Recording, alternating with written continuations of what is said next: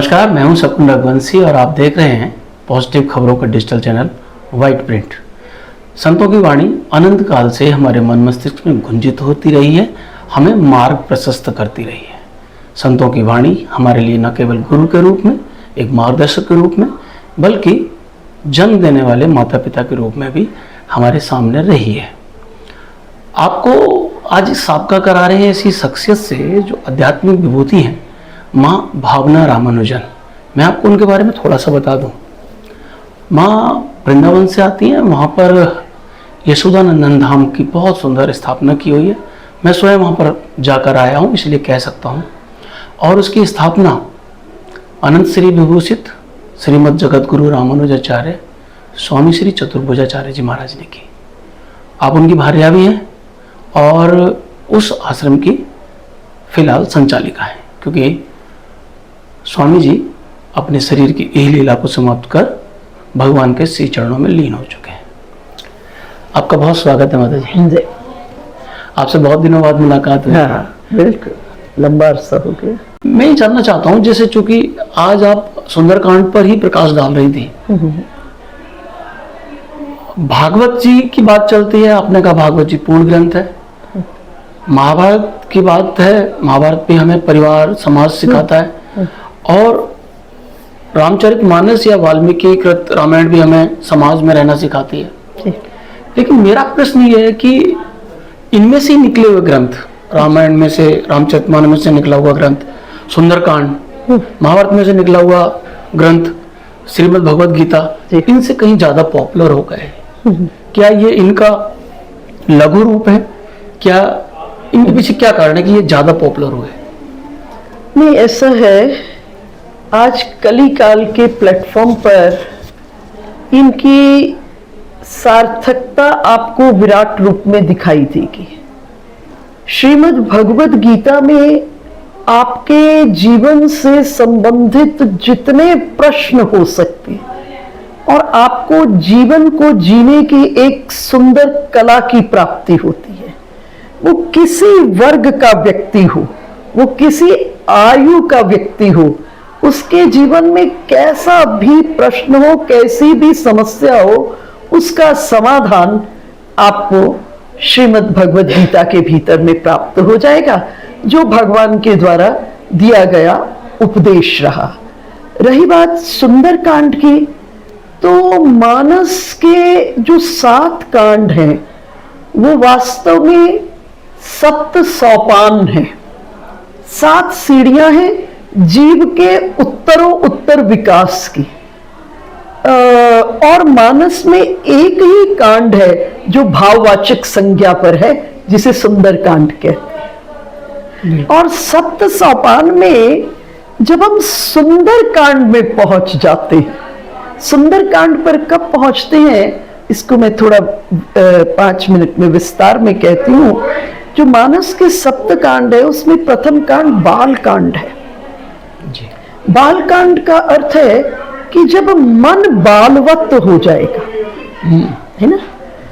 और विवेकानंद जी को अगर आप पढ़ते हैं तो उनकी पूरी फिलॉसफी एक ही बात कहती है, बालवत हो जाओ जी, बी लाइक अ चाइल्ड। पूरी फिलॉसफी क्यों?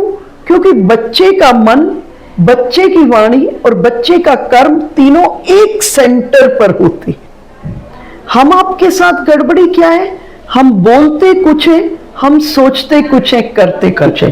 इसलिए हमारी जो ऊर्जा है वो 3 दिशाओं में खिंची होती है, और 3 दिशाओं में खिंची होने के कारण हम तनावग्रस्त हो जाते हैं। तो बालकांड के अनुसार जब हमारा मन बालवत हो जाएगा तो दूसरा सोपान है अयोध्या कांड, तो शरीर अयोध्या हो जाएगा। अयोध्या का अर्थ है जहां कोई युद्ध नहीं है। मानस के 7 कांडों में से केवल एक ही कांड है जिसमें कोई युद्ध नहीं हुआ। बालकांड में विश्वामित्र जी आते हैं और आकर के राम लक्ष्मण जी को ले जाते हैं और ताड़का आदि का वध होता है। अयोध्या कांड में कोई वध नहीं हुआ। अरण्य कांड के भीतर में भगवान ने दैत्यों का संहार किया है। फिर उसके बाद किष्किंधा कांड में बाली सुग्रीव का युद्ध हो रहा है, फिर उसके बाद सुंदर कांड में हनुमान जी लंका में जाते हैं और दैत्यों का अनेक संहार करते हैं। उसके बाद आपका लंका कांड में श्री राम रावण युद्ध हो रहा है और उत्तर कांड में दिग्विजय के समय में युद्ध हो रहा है। सिर्फ एक ही कांड है जहां युद्ध नहीं हो रहा है, वो अयोध्या कांड है। अर्थात मन जब बालवत होगा तो शरीर अयोध्या बनेगा जी, है ना। अर्थात कहीं कोई अंदर में विकृति ही नहीं है, आनंदमय हो गया। अयोध्या वास्तव में शाश्वतता का, सनातनता का, अखंडता का प्रतीक है और निश्चिंतता का भी है। निश्चिंतता, जब ये चीजें आ गई तो निश्चिंतता तो गुण है, इसका फल है, फल है इसका। निश्चिंतता तो आ ही जाती, राम की शरण में पहुंचकर कौन निश्चिंत नहीं हुआ, है ना। तो जब मन बालवत होगा तो शरीर अयोध्या, कोई युद्ध नहीं, शरीर एकदम शांतम आनंद में। और शरीर जब अयोध्या बनेगा तो अगला सोपान क्या है? अरण्य। अरण्य अर्थात वन, ऋषि मुनि, और मन जो है पूरे का पूरा निर्वसन हो जाएगा, सब वासनाओं से मुक्त हो जाएगा। जब वासनाओं से मुक्त होगा तो अगला सोपान है किष्किंधा। किष्किंधा में सुग्रीव का श्री राम से मिलन हो रहा है, अर्थात जीव का राम से मिलन। और जब जीव का राम से मिलन हो जाता है तो अगला सोपान है सुंदर कांड। तो जीवन सुंदर बन जाता है। तो सुंदर कांड जो है वो पूरा का पूरा सूत्रों का कांड है। इसमें सीता जी के आंतरिक सौंदर्य का वर्णन किया गया है। सुंदर कांड की जो आज बहुत प्रचलन है, आपका जो विषय था कि आज के समय में इतनी प्रचलित क्यों है, उसका एक बड़ा कारण है हर एक कांड के अंत में फलश्रुति दी गई है। और उस फलश्रुति में सुंदर कांड की जो फलश्रुति है, सादर सुनई ते तरही भव सागर बिना जलयान। सुनई, केवल सुनने से जीव का कल्याण हो जाएगा। अन्य जितने ग्रंथ है वो साधना परक है।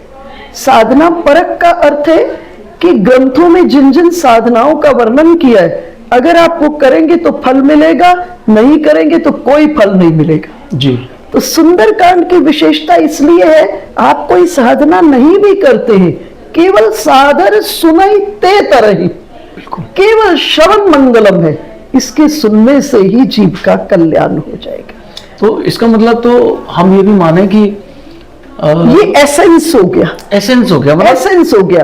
देखिए, महाभारत बेसिकली इतिहास है, उसमें अनेक नीतियां, अनेक जगह पर अलग अलग विषय का वर्णन आया है, लेकिन उसका एसेंस जो है श्रीमद् भगवद गीता है, जो उपदेश है। और यहाँ सुंदर कांड के भीतर में भी ये सहजता से ही जीव को श्रेय की प्राप्ति होने वाली है, कल्याण की प्राप्ति होने। तो बहुत अच्छी सी बात कही आपने। एक तरफ तो हम एसेंस की बात कर रहे हैं, हम कह रहे हैं कि गीता में भगवान कह रहे हैं कि आपको, मैंने तुझे कर्म की आजादी दी। लास्ट में आते आते भगवान ही उसको कह रहे हैं कि अब तू मेरी शरण हो जा, तुझे कुछ नहीं करना। सुंदरकांड में भी यही बात है कि केवल सुन ले, तर जाएगा। आज हम देखते हैं कि इलेक्ट्रॉनिकली इतने सारे माध्यम उपलब्ध हैं, इन अच्छी बातों को सहजता से लोगों तक पहुंचाया जा सकता है, पहुंचाया जा रहा है, फिर भी आदमी के मन में कटुता घट नहीं रही, बढ़ रही है। उसका एक कारण हो गया, इस समय में लोगों का जो सोच हो गई उसमें थोड़ा सा परिवर्तन आया। वो शायद युग के परिवर्तन के साथ सोच आ गई। इसको श्रीमद् भागवत में कहा गया। जिस समय भक्ति जो थी वो यमुना के किनारे पर रुदन कर रही है और पास में दो बेटे ज्ञान और वैराग्य अचेतन अवस्था में पड़े हुए हैं और देवऋषि नारद आते हैं। देवऋषि नारद भक्ति को समझाते हुए एक बात कहते हैं, अयम तो युग धर्म वर्तते कस्य दूषणम। भक्ति देवी, ये युग का धर्म है, किसी को दोष नहीं दिया जा सकता। इस समय में जिसे कह सकते हैं ना, त्रिगुण जो है ना, त्रिगुण के प्रभाव में सतोगुण, रजोगुण, तमोगुण। तो सतोगुण से जो रजोगुण और तमोगुण की अधिकता होने के कारण मटीरियलिज्म के प्रति जो बहुत बड़ा अट्रैक्शन होने के कारण एक जो दौड़ जीवन के भीतर में आ गई है, उससे कटुता और इन अन्य चीजों की। लेकिन इसी के बीच में अगर अध्यात्म को मूल बना ले, है ना, मानस में इस बात को सुंदरकांड में ही कह रहे हैं, सजल मूल जिन सरितन नाही, जिन नदियों के मूल में स्रोत नहीं है, बरसी हुई पुनि जाई सुखाई। वर्षा के समय में वो भर जाती है नदियां, लेकिन फिर सूख जाती। इसी तरह से जिस विद्या के मूल में, जिस धन के मूल में, जिस पद के मूल में, जिस प्रतिष्ठा के मूल में अध्यात्म नहीं है, उसके माध्यम से आप बहुत बड़ी कल्याण की कल्पना नहीं कर सकते। धन तो है, लेकिन उस धन के मूल में आध्यात्मिक शक्ति नहीं है। तो उससे क्या है, समाज के भीतर में प्रतिस्पर्धा बढ़ रही है। हमारे यहाँ दौड़ने की, आपको प्रोग्रेस करने की, उन्नति की पूरी इजाजत है, परंतु शास्त्र ने एक नियम बताया, देखा, न्यायो उचित मार्ग पर चलकर आप लक्ष्य को प्राप्त करें। इसलिए कर्म का जो आपने आप कहा ना, प्रारंभ में भगवान ने कर्म के लिए कहा, इसीलिए कहा कि प्रारंभ में कोई भी जीव निष्कामी नहीं हो सकता है, उसको सकाम ही होना पड़ेगा। लेकिन कंडीशन लगा दिए, न्यायो उचित मार्ग पर चलकर अपनी कामना को पूर्ण करो। और जब न्यायो उचित मार्ग पर कामना पर पूर्ण करेंगे तो उसका फल क्या होगा, अंतःकरण में शांति और आनंद। अच्छा, जब शांति और आनंद अंतःकरण में आएगा तो मन में स्वतः ही बात आएगी, जब व्यक्तिगत सुख के लिए हम न्यायोचित मार्ग पर चलकर इतनी बड़ी, क्यों ना अब मैं लोक मंगल के लिए करूं। बिल्कुल, मेटेरियलिज्म की बात है, भौतिक बात बढ़ रहा है। हाँ। कहते हैं इस युग की अवधारणा है, ये युग करेगा ही करेगा। हाँ, ये होगा ही होगा। जिनके ऊपर जिम्मेदारी है, खासकर मैं कहता हूँ जो हमारा नेतृत्व है, हाँ। वो चाहे पॉलिटिकल हो, चाहे प्रशासन में हो, चाहे वो अध्यात्म धार्मिक गुरु हो जी, ये लोग भी बहुत ज्यादा मेटेरियलिस्टिक हो गए हैं। जातिवादी का बड़ा असर है।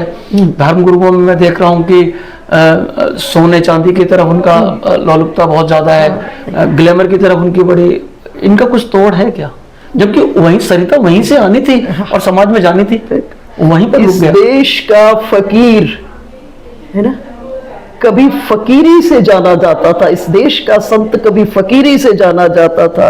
आज दुर्भाग्य हो गया, इस देश का संत अमीरी से जाना जा रहा है। इस देश में कभी अध्यात्म में भाव की भूमिका होती थी, आज इस देश में अध्यात्म में प्रभाव की भूमिका हो गई। ये एक दुखद पटल। अभी हम बात कर रहे थे, आपकी मैं ऊपर एक लाइन सुन रहा था कि मोह में व्यक्ति एक दूसरे के नजदीक आता है। पूरा कहिए, मैंने तो मैं किस कंटेक्स्ट में कहा, हाँ, पूरा करिए। तो मैं वहीं से कोई एक सवाल मेरा वहीं ऊपर पनप गया था कि मोह में व्यक्ति एक दूसरे के नजदीक आता है, चाहे वो परमेश्वर के हो, चाहे प्रेमी के हो, चाहे पुत्र के हो। लेकिन क्या नजदीक आने के बाद हमें एक दूसरे की कमियां नजर आने लगती हैं और मोह खत्म होने लगता है? इसलिए शास्त्र ने मोह शब्द नहीं कहा, मैंने उसको इस तरह से कहा होगा, मोह मूल बहुशूल प्रद। अब मैं विषय पर आ गई हूँ, जो मैंने कहा होगा सुंदरकांड का ही है। ये वो कंटेक्स्ट है जब हनुमान जी रावण को समझा रहे, मोह मूल बहुशूल प्रद त्यागहु तम अभिमान।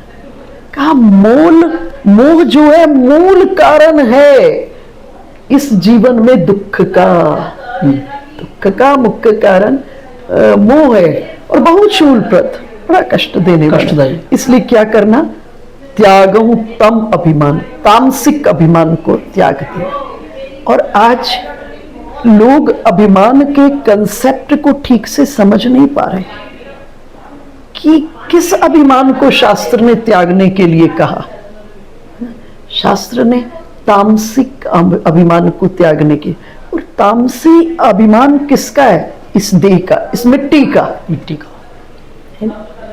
और तामसी अभिमान त्यागने को कहा, दो को नहीं कहा, राजसी और सात्विक को त्यागने के लिए नहीं कहा, इस मिट्टी का अभिमान। और बहुधा आप देखेंगे इस मिट्टी और मिट्टी से संबंधित जितने हैं उन्हीं के अभिमान के को जीव लादे हुए अपने कांधे पे चल रहा है। तो श्रेय कैसे प्राप्त होगा? बिल्कुल। कैसे श्रेय? इसको तो शायद हमारे अध्यात्म में कहा बिल्कुल त्याग देना है। से कुछ अध्यात्म में इसकी कोई भूमिका ही नहीं। अहमता के त्याग को भी कहा, मिट्टी तो बहुत छोटी चीज है। हाँ, उनका अहमता को भी त्याग दो। हाँ, वो फाइनली हो जाएगा ना। इसको समझना पड़ेगा हमको थोड़ा विराटता में जाकर के। जो सात्विक ये जो तामसी अभिमान है वो देह का है, जो राजसी अभिमान है कर्मेंद्रियों का है। और कर्मेंद्रियों का अभिमान किस प्रकार से रखना है? कर्ता पुरुष, एक ओंकार कर्ता पुरुष, वो है कर्ता। जब वो कर्ता की सीट पर बैठ गया तो अहम कैसे हो सकता है? और सात्विक अभिमान हृदय का है। और वो सात्विक अभिमान हृदय का किस कंटेक्स्ट में है कि जब सुतीक्षण ऋषि के आश्रम में श्री राम पहुंचते हैं तो सुतीक्षण श्री राम को कहते हैं, अस अभिमान जाई जनी भोरे, मैं सेवक रघुपति पति बोरे। ठाकुर मेरा ये अभिमान कभी खत्म नहीं हो कि मैं आपका सेवक हूं, आप मेरे स्वामी। इसको हमारे संप्रदाय में आचार्य अभिमान भी। हाँ, आचार्य अभिमान लगभग वैसा ही। वही है, वही है। ये सात्विक अभिमान है। तो अहम का तो अभिमान की कोई भूमिका ही नहीं है, उसकी तो कोई भूमिका नहीं है। एक बार श्री राम हनुमान जी को बुलाए। हनुमान जी दौड़े हुए आए। श्री राम पूछे, ये मैंने हनुमान जिसको कहा है वो हनुमान है कौन? किसको मैंने हनुमान कहा है? कौन है वो हनुमान? हनुमान जी कहे, प्रभु इस देह को अगर आपने हनुमान कहा है तो देह बुद्ध्या तु दासो हम, मैं आपका दास हूं। अगर आपने इस जीव को हनुमान कहा है तो सुनो प्रभु, जीव बुद्ध्या त्वदंश का, मैं आपका अंश हूं, लेकिन वस्तु तस्तु तदेव हम इति में निश्चिता मति। लेकिन वास्तव में जो आप हैं वो मैं हूं, अर्थात मैं हूं ही नहीं, आप हो, केवल आत्मा ही परमात्मा है। एक प्रश्न आज का ले लेते हैं, उसके बाद हम इसको और क्लोज करेंगे। हाँ। और मैं मोह से जोड़ रहा हूँ उसको। हाँ। इन दिनों एक घटना माता जी बड़ी प्रसिद्धि पा रही है। हाँ। मेरठ की घटना है, पति पत्नी कठिन प्रेमी, बड़ा दुखद घटना। मैं उस पति से भी शादी की प्रेम करके। हाँ हाँ। और जो जिसने हत्या की मिलकर वो भी प्रेम।